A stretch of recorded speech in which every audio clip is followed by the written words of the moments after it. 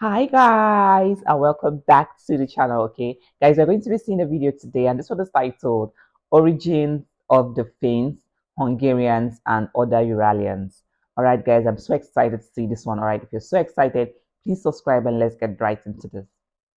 There's a land where winter seemingly never ends here on Earth, and although its inhabitants don't get as much Definitely attention as the Finland. neighboring Russians or Scandinavians, this unique group of people has evolved into a hardy, resilient, and highly adaptive bunch that haven't let negative 30-degree weather and barren tundra stop them from calling this segment of the Arctic their home. As I discussed in an older video, it was once believed that Europeans and East Asians had a recent common origin, excluding other races of Eurasia, before genetic testing disproved this theory. The Uralic, or Uralian language family, is another grouping like the Turkic or Austronesian families that seemingly have such huge disparities between its constituents, with such diverse peoples as the Hungarians, Estonians, Finns, Sami, or other smaller groups that live on the fringe of the world that few people have ever heard of. However, as I discussed, linguistic ties between groups almost always imply a genetic and cultural relationship as well. The Uralians were previously thought by some to be the bridge between East Asians and the Europeans, and perhaps in some way they are, with a rather interesting origin that does tie these groups together, similar to the Turks, although this group is much, much older. It has long been recognized that the language and culture of groups like the Finns or Estonians did originate from the East rather than the West, and there's a long history of proposals of Oh, genetic and linguistic relationships with other peoples such as the ancient Turks, Mongols, other native Siberians, or even the Inuit in North America, as Finnish linguists recognized a few uncanny similarities between the Inuit and Finnish languages despite never having recorded contact over the North Sea. So, earlier anthropologists, even before the advent of genetic technology, saw the slight genetic and phenotypic differences between Finns and other Europeans and thought, hey, they must be Mongolian.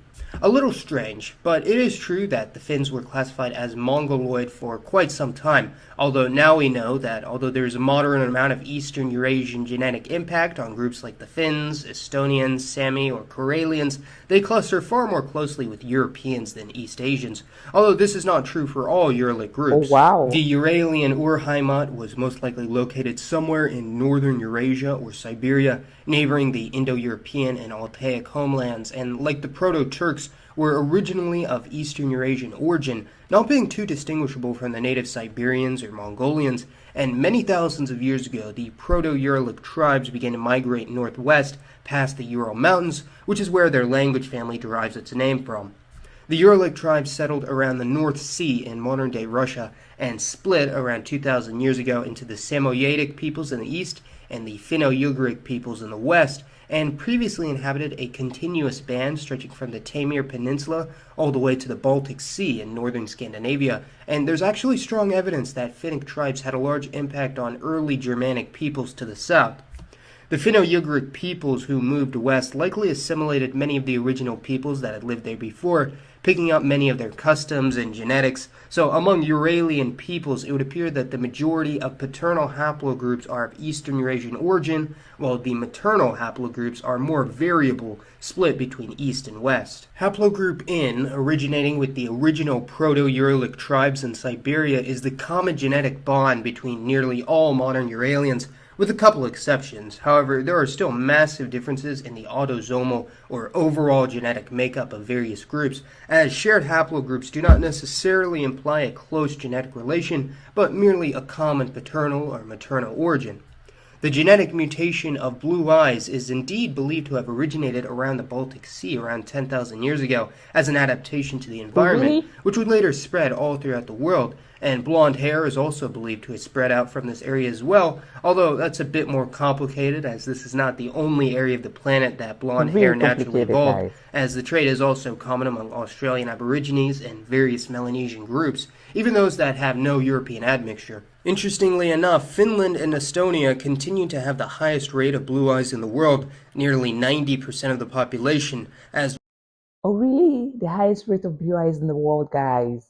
Oh wow, this video is very beautiful. I am so glad that I came across this video. This video is indeed educative and interesting, all right? I really cannot wait to get more information from this video. Well as the Nice. highest degree of blonde hair at around 80%, although this is relatively rare among the Sami, as there's actually a bit more Eastern Eurasian DNA among the Sami than I previously thought, sitting around 10 to 25% depending on the individual, but because of their extreme isolation, they have diverged significantly from just about every other group on the planet, including other Uralians. Because of the relative isolation of Oh this really? Uralian gene pool for the past few thousand years and intermixing between them, interestingly, in some ways they almost act as a unique sub-racial group of their own, with strong genetic clustering among most groups despite their hybrid origins, effectively acting as the missing link between the Northeast and Northwest Eurasians, a common Northern Eurasian continuum.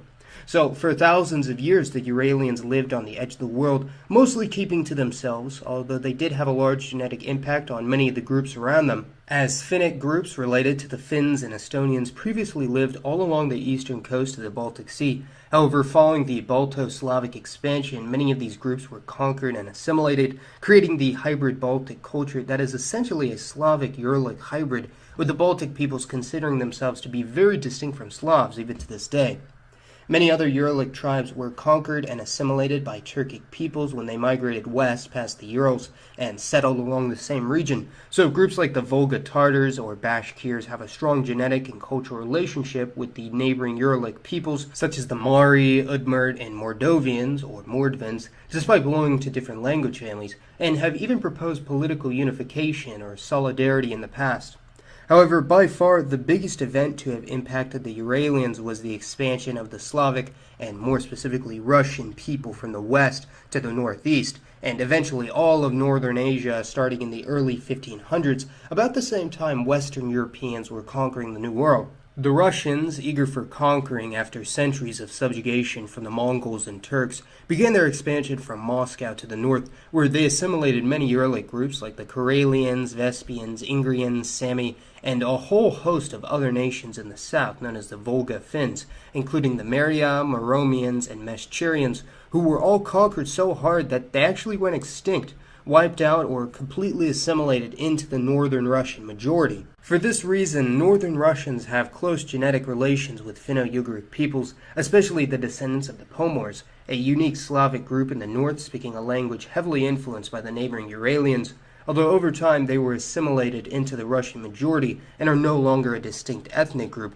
although their culture and genetics is still heavily tied with the Uralic tribes they have been living next to for nearly half a millennia. The Finns and Estonians were actually spared conquest by the Russians initially due to the fact that they were already territories of Sweden with a strong Swedish and Nordic presence in Finland since at least the 1300s.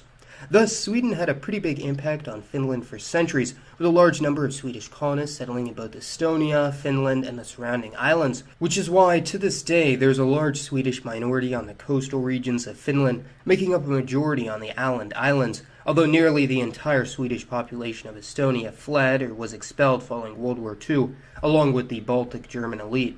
However, both of these territories would later fall to the Russians when Sweden lost the Russo-Swedish War in the 18th century, and when Finland and Estonia became territories of the Russian Empire, they This is indeed a very good video that covers a lot of history, all right, guys. This is indeed nice. adopted many of their cultural practices instead, although Finland would gain independence around World War I during the chaos of the Russian Civil War. Now, interestingly, the Hungarians are unlike any Uralic people, as they migrated southwest into the Carpathian Basin from their homeland in the Urals in the 9th century, creating a European-style kingdom in Central Europe, and in English are actually named after the Huns, despite being separated by nearly half a millennia.